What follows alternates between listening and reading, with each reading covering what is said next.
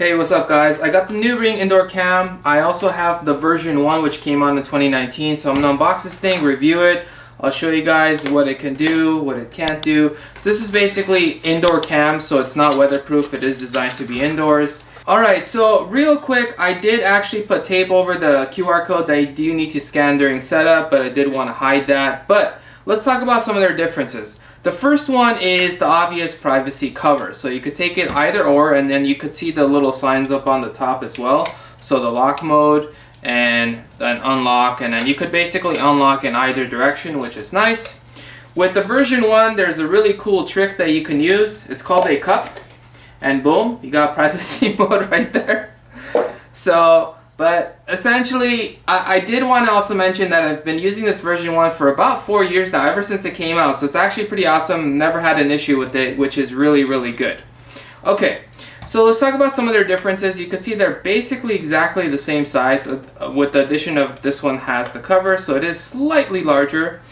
And they both use micro USB. But the difference is with this one, you basically have to unscrew it if you want to wall mount it. Or you could put this on the bottom as well. So 12 seconds later. There it is. So you could basically put this here, unscrew it and screw it in here. And so that's kind of a welcome improvement. Granted, that's something you do kind of just once and leave it alone. But with this one, there's no moving it. You just put it like this and then you can wall mount it. Or you could put it like this and then you could just put it on a table or something like that.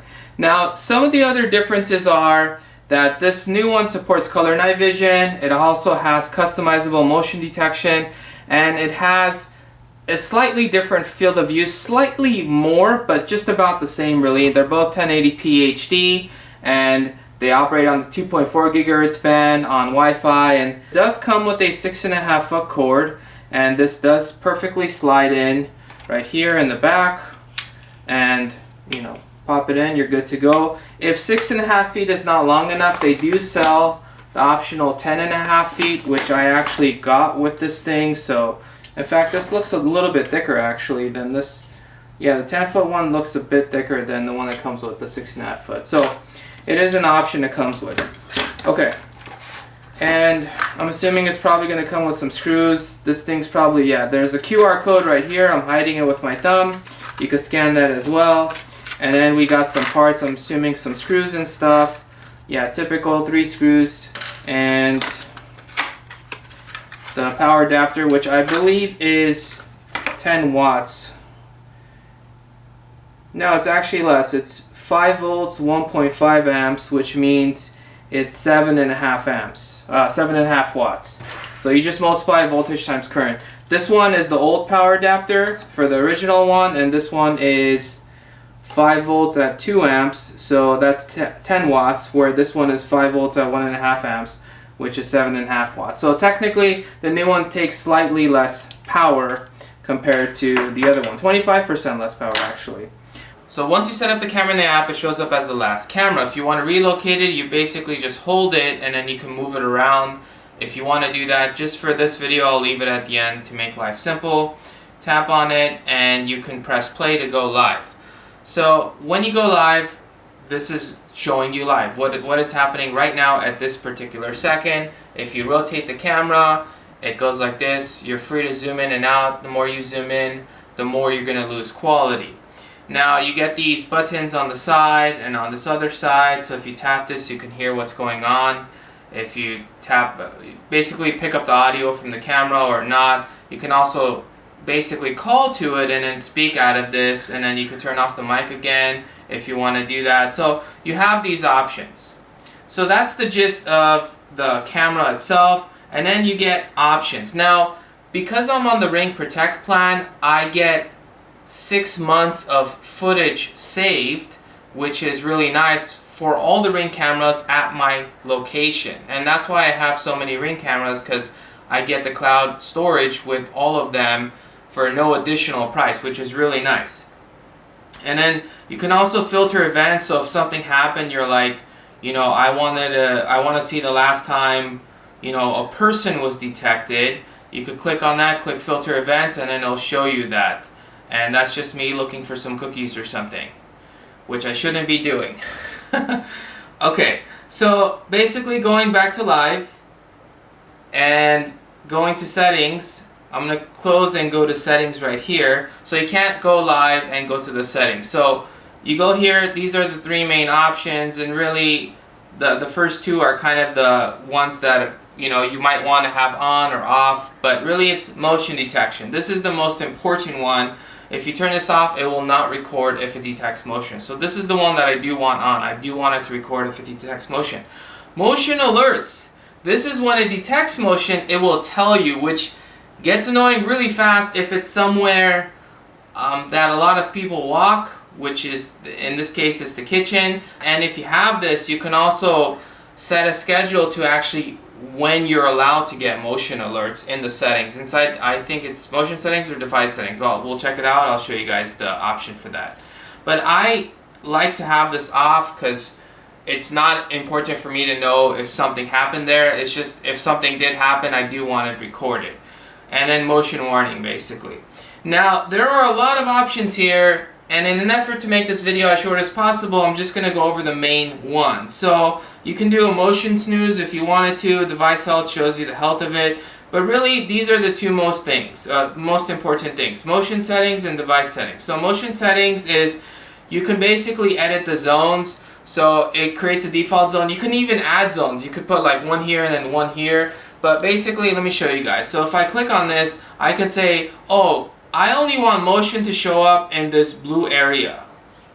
And call it a day. You can also do, so if I click done, I can also add a zone and like put it up here. So again, these are just examples, right? So if I want a default zone to basically just detect when it's like when someone passes here, and then I also want it if someone passes here, which is kind of nice that you can do that. In my case, I just wanted to detect everything and record everything because I have unlimited storage through the Ring Protect plan, and that's why I'm like, you know what, anything you detect, just record it, just in case. So that's basically my philosophy there, but again, you do have options.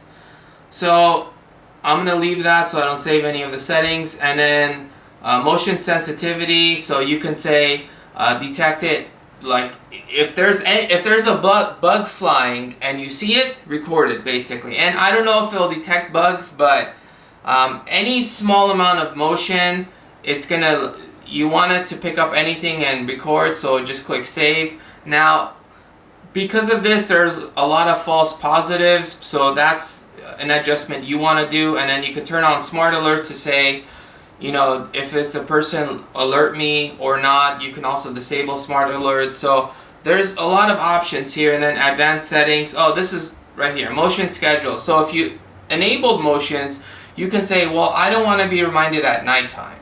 So you can have kind of the best of both worlds. I just completely disable that. And then device settings and video settings, and this is really the other important part. So color night vision, that's an option you get with this second generation, so you can have that on or off. You can also have infrared on or off. If you mount it and you mount it upside down, you can rotate the video, which is nice. And then if you tap the camera for preview, it can enter live view automatically, so you won't have to click play again. And then the video recording length, I have it set to auto, but if you don't, you get a few options up to 120 seconds, so basically 2 minutes. So 50 seconds to 120 seconds.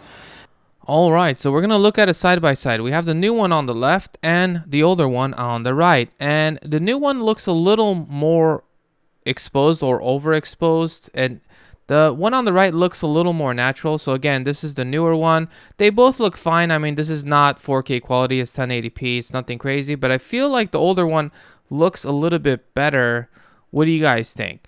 Now, at night, you could see the same thing. The newer one looks a bit more overexposed. Now we're going to do an audio test. Testing the audio for these cameras. Testing the audio for these cameras.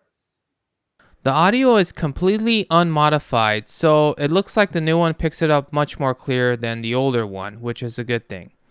Now, I'm doing an important test right now because I want to turn it off, and I want you guys to see how fast it switches. This might not be important, but I just want to show you guys. I feel like the newer one has a better processor or something like that because it detects things quicker.